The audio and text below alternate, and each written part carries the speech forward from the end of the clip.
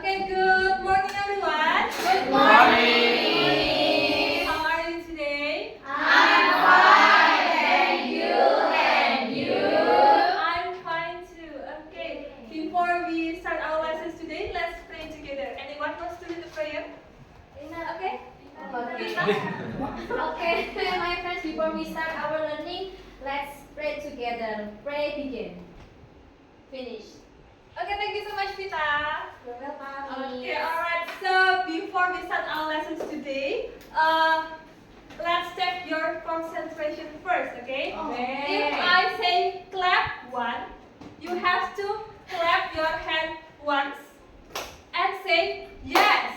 Yes. And if I say clap two, you have to clap your hand twice and say Yes, okay. Okay. And then if I say clap three, you have to clap your hand 3 times and say excited. Excited. And if I say clap 4, you have to clap your hand 4 times, Okay, excited. 4 times and say ready to study. Ready to study. Okay, let's try. Clap 1. Yes. Clap 2. Okay. Clap 3. Excited. Clap 4. Ready to study. Okay, clap 1. Yes. Clap 2. Okay. Clap 3. Excited. Clap 1. Yes. Okay, give a applause to everyone. So today we are going to learn new topic. Like you have seen here, today we are going to learn something related to sport. Okay, so I would like to ask you, maybe the boys behind, what is your favorite sport? Basketball. Basketball. Okay, and then E-sport. E-sport. And then Mas Wahyu yang satunya? Chess. Chess. Okay, satu. Alright, so today we are going to learn about something that related to sport, but specifically we are going to learn about an experience that related to sport. Today we are going to learn about personal recount text. Do you still remember what does it mean by recount text? I think you have learned it on junior high school. Do you still remember that? It's about past event. Alright, that's about past event. Okay, so personal recount text itu adalah sebuah teks yang menceritakan pengalaman pribadi dari penulisnya. Nah, jadi personal recount text ini menggunakan chronological order dari beberapa event yang dialami oleh penulisnya itu sendiri. Nah, in specific, today we are going to learn how to identify context and then my main ideas and detailed information dari recount text yang berhubungan dengan sport event. Alright, so next we are going to look at the generic structure. Struktur teks dari recount text itu seperti apa sih?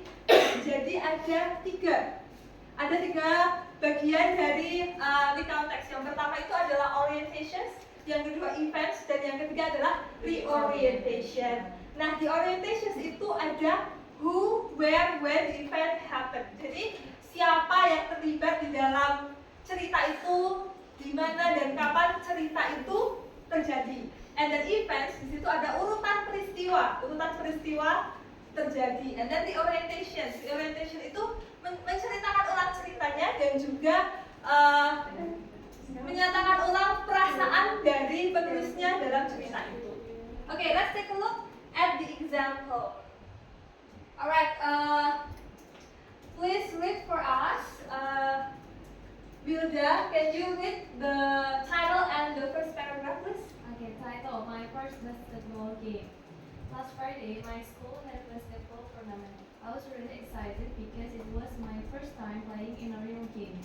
Okay, so the first paragraph is the first part of recount text. It is orientation. Kenapa disebut orientation? Karena di situ ada who, where, when. Who-nya siapa di situ?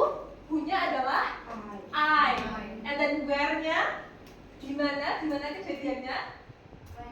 My school. And then when? Kapan? Last Friday.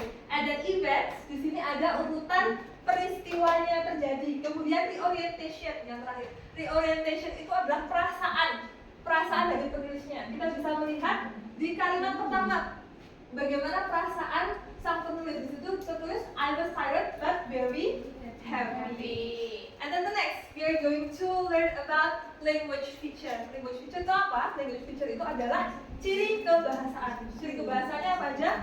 Yang pertama adalah specific participle. Seperti yang kita lihat dalam contoh tadi, ada menggunakan subject I dalam contoh tadi. And then yang dimaksud dengan first person itu ada I, ada we. And then menggunakan kata kerja actions dan juga mental verb. Nah, action verb itu yang terlihat ya, yang terlihat, gerakannya terlihat. Kalau yang mental itu yang tidak terlihat, kita melakukan apa? Contohnya, di situ ada felt, merasakan, berpikir, melihat. Kemudian menggunakan temporal sequence, time connective, dan juga conjunctions. Karena tadi menerangkan urutan peristiwa, jadi di situ ada urutan-urutan peristiwanya. Kemudian menggunakan adverb dan adverbial phrases. Nah, di situ menggunakan keterangan, kata keterangan dan juga frasa keterangan. Contohnya di situ kata yang belakangnya ada ly-nya di situ menunjukkan kata keterangan. Kemudian juga menggunakan descriptive word dan juga phrases. Dan yang terakhir adalah past tense. Oke, sebelum masuk ke past tense, kalau tenses itu apa di dalam bahasa Inggris? Tenses itu apa sih tenses? Ada yang tahu? Anyone knows what does it mean by tenses? Apa ya Miss? Belum tahu ya? Oke, mari kita belajar bersama-sama. Jadi tenses di dalam bahasa Inggris yang membedakan dalam dengan bahasa Indonesia itu, jika kita mau menceritakan atau ngomongin sesuatu yang belum terjadi atau sedang terjadi dan akan terjadi, itu kata kerjanya berubah-ubah, berbeda dengan bahasa Indonesia.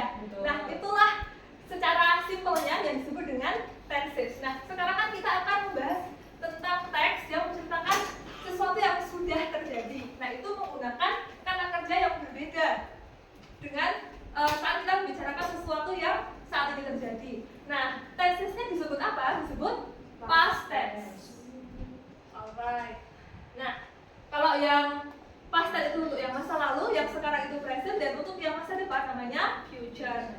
Nah, in English itu ada 3 bentuk kata kerja. Ada verb 1, verb 2, verb 3. In this context, we are going to talk about verb 2. Verb 2 itu yang digunakan di dalam past tense karena kita mau ngomongin sesuatu yang sudah terjadi. Tetapi jenis-jenis dari past tense itu ada beberapa bentuk ya. Jadi ada simple past, ada past continuous tense, ada past perfect tense, ada past perfect continuous tense. Nah, bedanya apa sih dari keempat tenses ini? Simpelnya gini. Simpelnya, kalau simple past tense itu adalah yang terjadi di masa lalu. Kalau past continuous tense itu kalau past continuous tense itu sedang terjadi di masa lalu. Kalau past perfect tense itu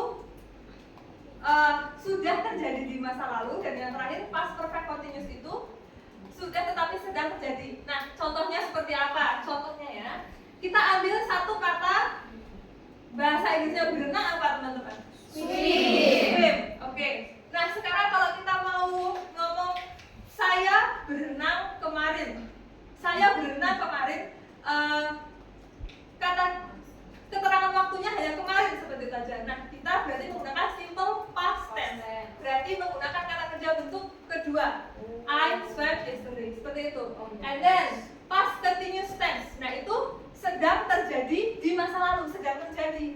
Nah, kita lihat contohnya seperti apa. Misalnya kita mau ngomong saya sedang berenang jam 9 kemarin. Jamnya itu spesifik kapan, waktu di masa lalunya itu kapan secara spesifik, maka dia menggunakan past continuous tense. And then past perfect tense. Past perfect tense tadi simpelnya adalah sudah terjadi di masa lalu. Sudah terjadi seperti apa maksudnya? Contohnya, saya sudah berenang sebelum temanku datang kemarin. Jadi suatu kejadian ini sudah terjadi sebelum kejadian lain di masa lalu terjadi. Seperti itu ya. And then past perfect continuous. Tadi saya bilang past perfect continuous itu sudah tetapi sedang terjadi di masa lalu. Contohnya seperti apa? Saya sudah berenang selama 3 jam. Saya sudah berenang nih selama 3 jam. Nah, kemudian teman saya datang kemarin. Nah, seperti itu ya. Nah, itu adalah bentuk-bentuk dari tenses yang digunakan dalam personality context.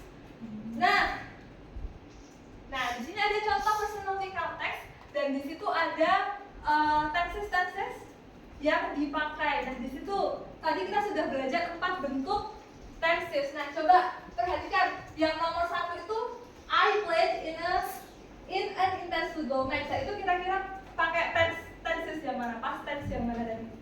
Yang simple past. Oke, betul sekali. And then coba yang nomor 6. We had been playing for 45 minutes. Kira-kira tadi apa ya? Past perfect.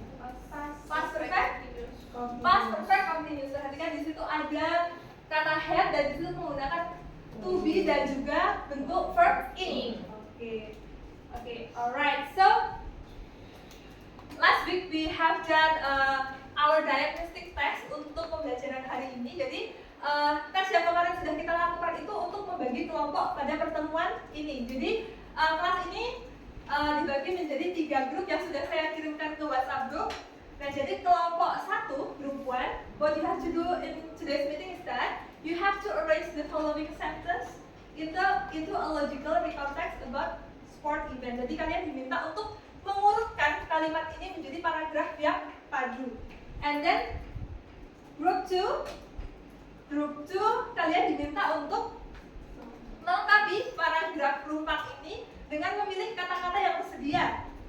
And then group 3, what you have to do is that you have to watch one of sports match on YouTube you like and write the drafts of the context based on correct structure. Kalian diminta untuk menonton salah satu video YouTube tentang pertandingan olahraga yang kalian suka. Kemudian kalian tuliskan judulnya, kemudian tuliskan poin-poin yang nanti akan kalian tuliskan menjadi personality context yang meliputi orientations, event, dan reorientation. Seperti itu. Oke, karena kalian ini sudah duduk sesuai kelompoknya, saya bagikan worksheet-nya ya.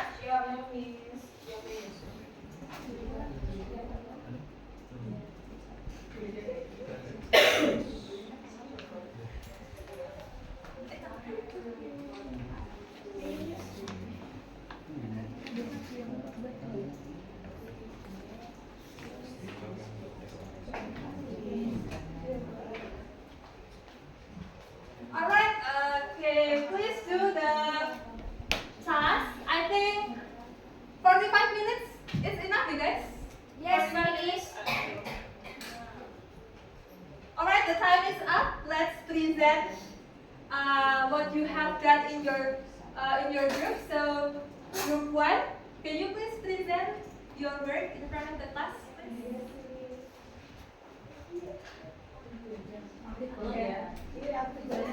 When we arrived at the stadium early in the morning, my team and I prepared ourselves by warming up. The match started and both teams played their best. I scored a goal in the second half and the crowd cheered. The referee blew the final whistle and our team won the match. We celebrated our victory with our friends and family. Thank you, group 1. Alright, the second group, please.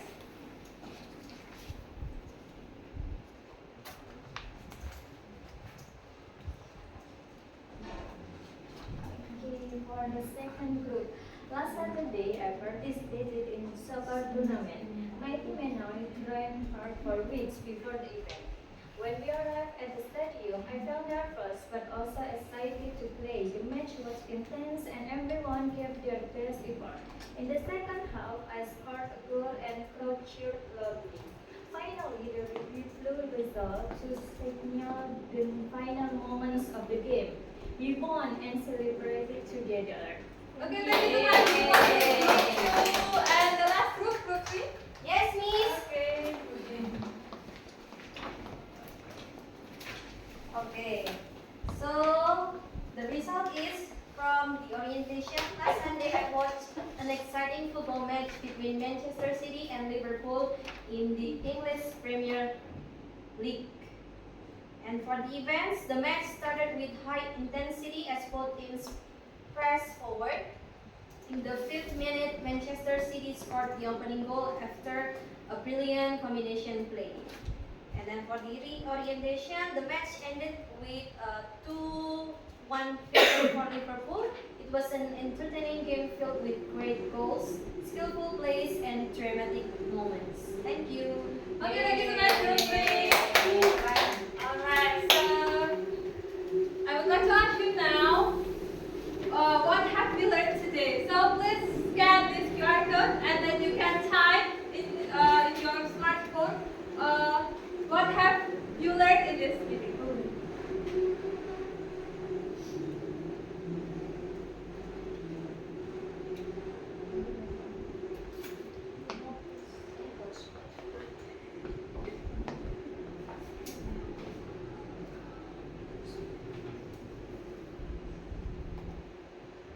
Alright, have you scanned it now? Yes, ma'am. Miss. Okay.